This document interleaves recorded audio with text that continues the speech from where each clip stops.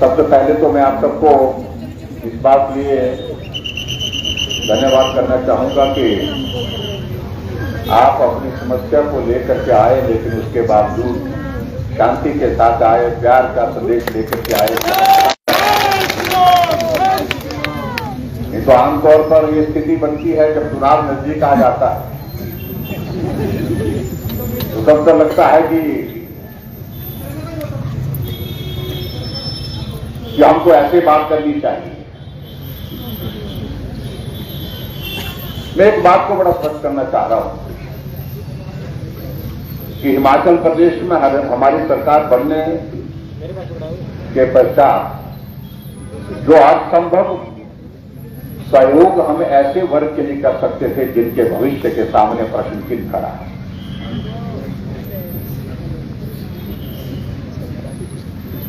उनकी मदद के लिए हम किस प्रकार से खड़े हो सके, क्योंकि स्वाभाविक रूप से सबके मन में एक भाव होता है, हम आज हैं लेकिन कल होंगे या नहीं होंगे, ये प्रश्न सुबह से शाम तक आदमी के दिमाग में घूमता रहता है। और ऐसी परिस्थिति में वो काम इतनी लगन और निष्ठा के साथ कर सकता है, उसको करने में कठिनाई जाती है। ऐसा ही वर्ग आपकी तरह पीटीए था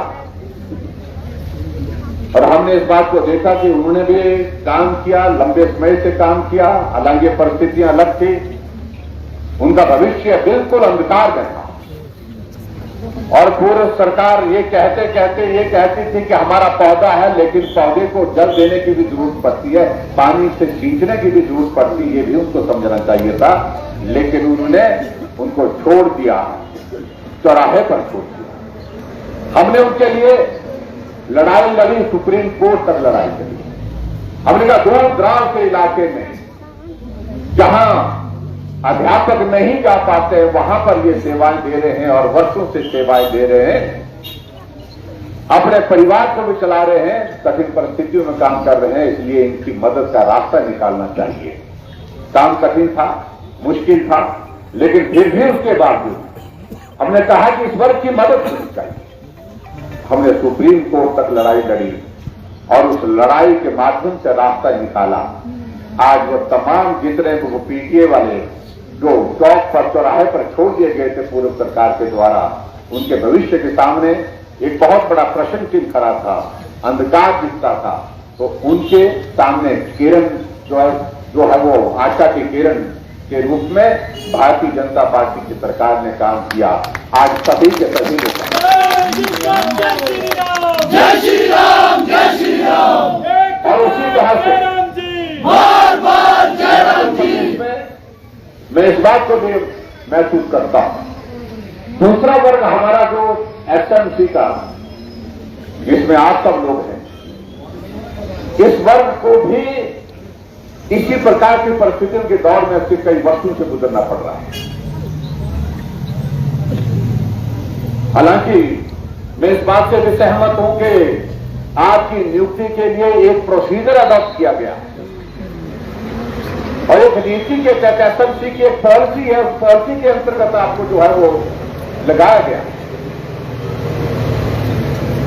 पीटीए के मामले में एक कठिनाई थी,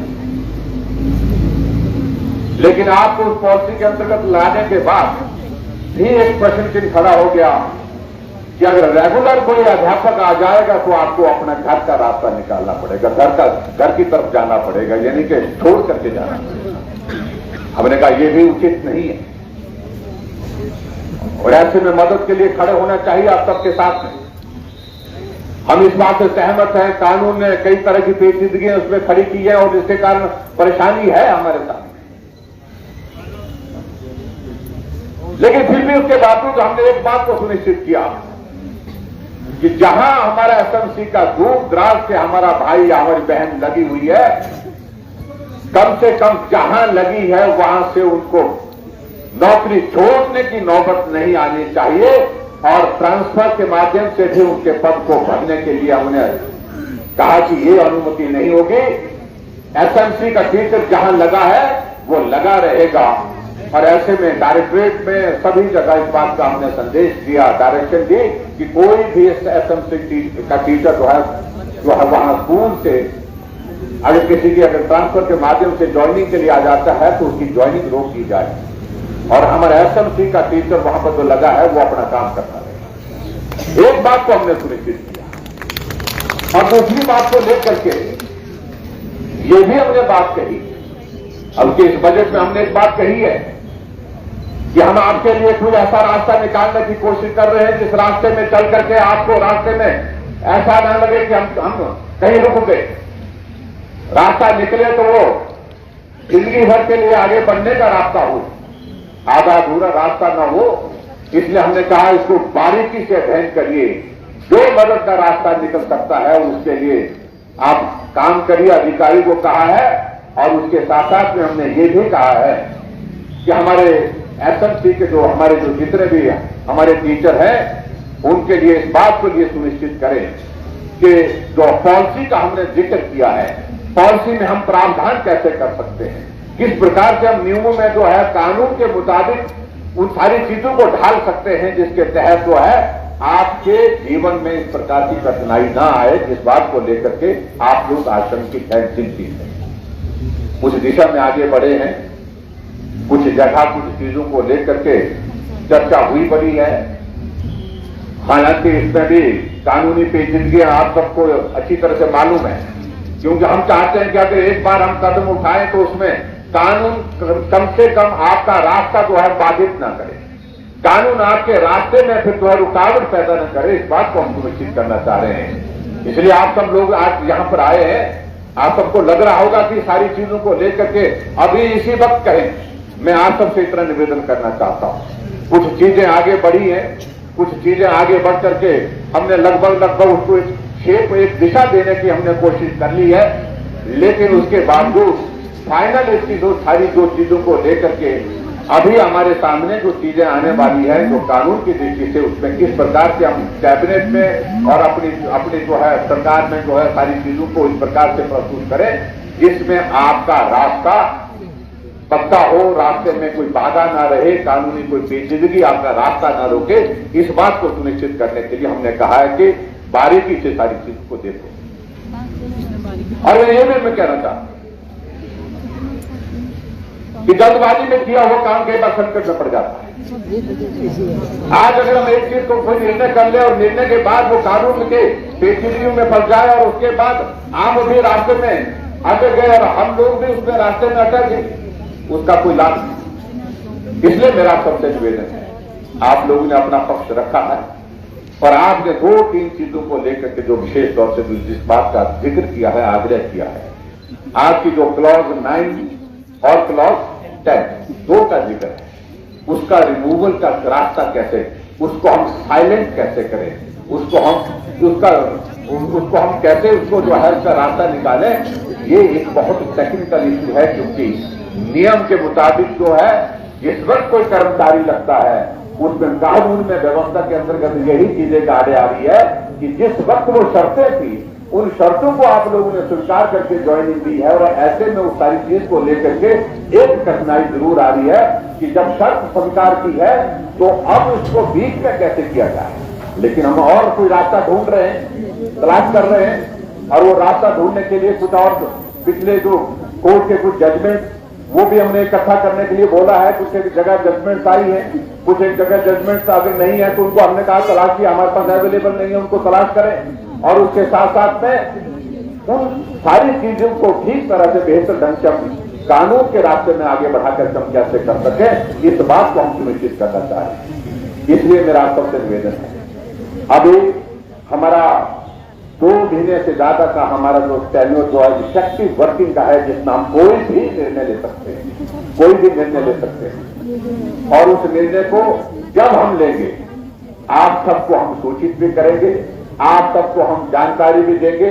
और तब मैं आप सबसे इस बात के लिए मैं जरूर कहूंगा कि आप सब लोग आए, और तब तक के लिए जहां आप लोगों ने इस प्रकार से आज इस प्रकार से अपनी बात यहां पर कही है, मैं आप सबका इस बात में धन्यवाद करना चाहूंगा कि आप सब लोग आए, सामूहिक रूप से आए। हालांकि मैं थोड़ी बात को लेकर के थोड़ा मैं नाराज था, मैं कहा आज मेरे पास समय की कमी है, आज का दिन बहुत ज्यादा शेड्यूल बहुत ज्यादा टाइट है। मुझे कैबिनेट में भी सूचना मिली कि आप लोग यहाँ पर आए हैं, तो हम कैबिनेट की बैठक भी जल्दी से समाप्त करने के पश्चात हमने कहा कि बारिश हो रही है, आप परेशान हो रहे हैं, ऐसे में जल्दी से जल्दी आपकी समस्या को सुन लिया जाए।